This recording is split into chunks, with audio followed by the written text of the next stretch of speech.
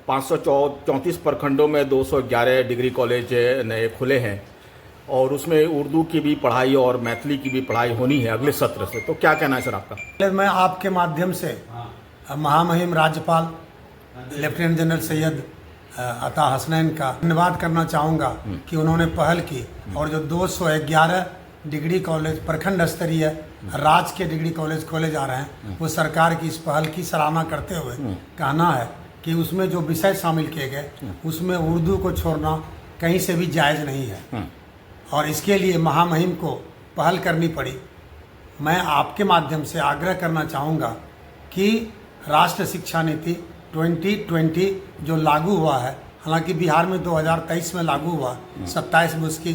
पहली degree pass out हो गए स्टूडेंट, तो उसमें ये ताकीद है कि तालीम को मादरी ज़बान में दिया जाए जिससे बच्चे आसानी से वो सीख सकेंगे और उनकी तरबियत बेहतर होगी। लेकिन बिहार सरकार में न मालूम किन अफसरों ने वो ड्राफ्ट बनाया जो 211 डिग्री प्रखंड स्तरीय राजकीय डिग्री कॉलेज जो खोले गए उसमें हमारे भागलपुर ज़िले में भी 11 है, उसमें उर्दू को नहीं शामिल किया गया। इसके लिए हम लोगों को सख्त अफसोस और रंज है कि महामहिम ने जो लिखा है बिहार सरकार को, तो उसमें सरकार से हम लोग ये मांग करते हैं, विनम्र आग्रह करते हैं कि उर्दू को इसी सत्र से शामिल किया जाए और जब शिक्षक आएंगे तो बच्चे आएंगे ही। सरकार की सच्ची पहल का और भी ज़्यादा फायदा होगा अगर मैथिली और उर्दू को उसमें शामिल कर लिया जाएगा तो इसलिए कि उर्दू बिहार की दूसरी सरकारी ज़बान है। आज की बैठक हम लोग खास तौर से इस खास मौके पर कर रहे हैं कि बिहार सरकार की ओर से और गवर्नर बिहार की तरफ से लिया गया डिसीजन है कि जो नए जो है प्रखंड में जो 211 प्रखंड में जो कॉलेज जो है नए कॉलेज खोले जा रहे हैं, उस संबंध में हम लोग जो है मीटिंग ऑर्गेनाइज़ किया था कि उर्दू को जो है ख़ास तौर से छोड़ दिया गया था पहले सत्र में जो निर्णय लेने के लिए, लेकिन गवर्नर साहब के पास जब तरह के हर तरफ से जब उनके पास जब गया आग्रह किया, जो है लोगों ने उनसे मिल करके बताया कि उर्दू भी यहाँ की जो है सेकंड दूसरी जो है मादरी भाषा है, तो उन्होंने जो है इसको जो है कंसिडर किया और उसके बाद उर्दू को जो है रखने के लिए जो उन्होंने नोटिफिकेशन जारी किया या उसमें उसके सिलसिले में फैसला किया और बिहार सरकार भी उस पर राजी है। लेकिन साथ ही साथ हम ये भी कहना चाहेंगे कि सुनने में आ रहा और अखबार में जो जिस तरह के जो न्यूज़ आ रहे हैं उससे पता चलता है कि वो अगले सत्र से जो है उर्दू की पढ़ाई शुरू होगी। इसको जो है हम चाहेंगे, उनसे आग्रह करेंगे और उर्दू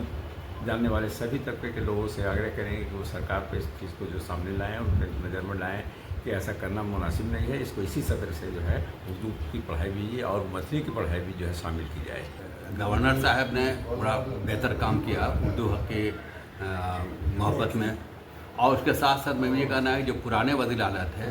वो भी उर्दू नवाज थे और अब मौजूदा वज़ीर आला ने भी अपने कहा है कि मैंने तालीम उर्दू के अलिफ बे और मदरसा से शुरू की है। लेकिन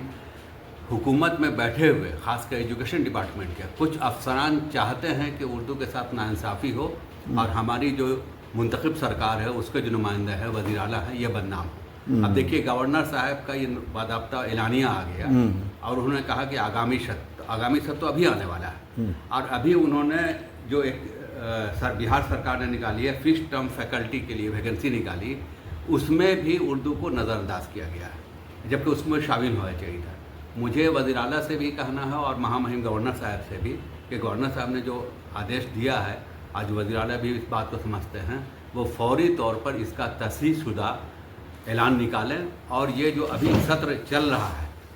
2026-27 उससे ही उसमें उर्दू और मैथिली वगैरह को शामिल करें और इसकी वो सुधार करके इसका नोटिफिकेशन जारी किया जाए। और जब तक जारी नहीं होता तब तक कौमी उर्दू टीचर्स एसोसिएशन और उर्दू एक्शन कमेटी, कौमी असातिज़ा तंजीम, ये मेल करने वाली जो तहरीक हमारी चल रही थी, ये मेल करने वाली तहरीक चलती रहेगी।